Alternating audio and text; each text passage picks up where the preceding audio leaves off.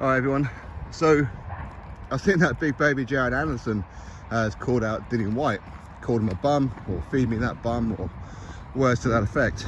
Big baby Jared Anderson. Hey, now I understand. Now, big baby Jared Anderson, he could be the future of the heavyweight division, he could be. But taking fights like that right now, it could make him or break him. Defeating Dillian Whyte would make him. Losing to Dillian Whyte would potentially break him, because people like him and others will look at Dillian Whyte's last performance against Jermaine Franklin and go, oh, that's Dillian Whyte now, when they don't realise that isn't really Dillian Whyte. It isn't. Okay, that's Dillian Whyte following the instruction to the letter from his new trainer, Buddy McGirt. Him fighting a style that he's not familiar with, that he's not used to. So he was actually practicing against Jermaine Franklin. That's what that was. And when Dillian Whyte gave up on the practicing, we all seen what happened in round number 12, right? And go back and watch the fight. You can see Dillian weren't too impressed and weren't too happy at times following the instructions of Buddy McGirt, but he understood, you know what, I've employed you, I'm paying you, so therefore I have to, I should. Otherwise, what's the point of me having you in my corner? Jared Anderson calling Dillian Whyte a bum, really? Dillian Whyte has one of the best resumes in the heavyweight division. Fact, not my opinion, fact. Dillian Whyte has been in there with virtually everyone. Anthony Joshua, Joseph Parker, Tyson Fury, Derek Chisora twice. It goes on, right? Povetkin twice. He's been in there. He took some bumps along the way. It happens when you've only had 5 amateur fights, right? Or 7 amateur fights. It happens.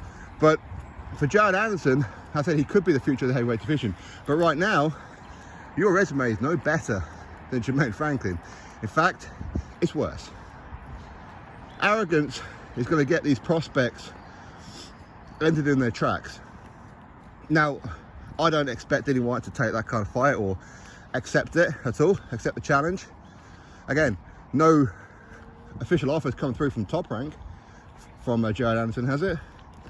If it has, let's talk about that, okay? But as of right now, it seems that Jared Anderson is going to probably wait for Dillian Whyte to make an offer. Ain't going to happen. Dillian Whyte has bigger fish to fry, i.e.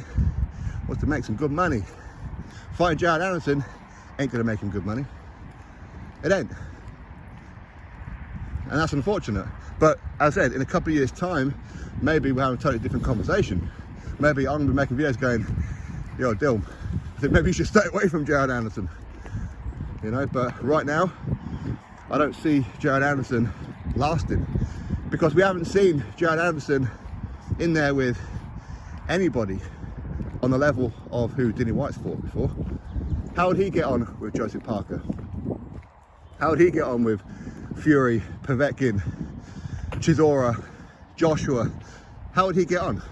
Now, don't be putting in your mind of what Jared Anderson might be one day. What is he right now?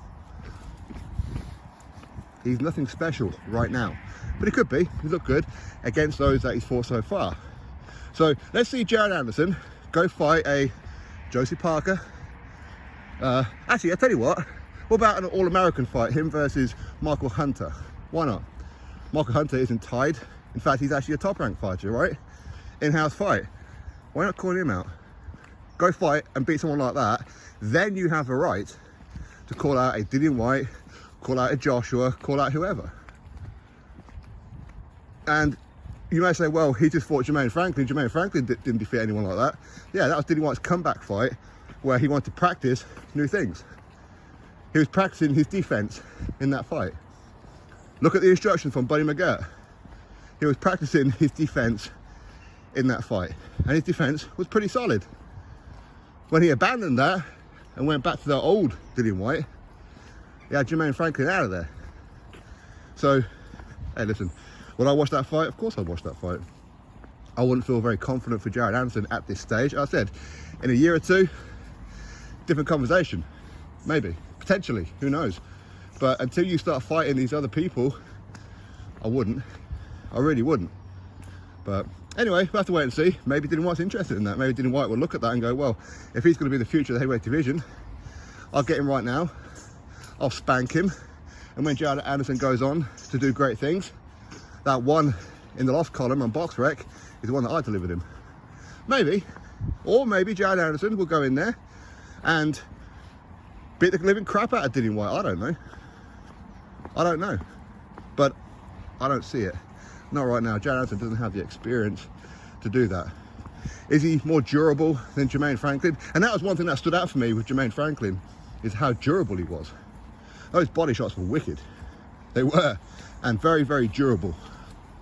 That surprised me. His jab was much better than what I thought it was going to be. It was. But Jared Anderson hasn't shown that he's got a great jab. He hasn't shown that he's durable. He hasn't shown any of that. Because he hasn't fought anybody who's actually fighting back. As I said, go fight some in-house fights, or a in-house fight against a Michael Hunter, against a FA Jagba, someone like that. Why not? Get a win over one of them, then call out Dillian Whyte. Then go get your payday. All right? And if you beat Dillian Whyte, congratulations. Seriously, congratulations, because I do like Jared Anderson. I do. But you're calling somebody a bum who has one of the best resumes in the heavyweight division. He does. He's got a better resume than most. Certainly than Jared Anderson. Drop thoughts below. Click thumbs up, subscribe. Catch you next video.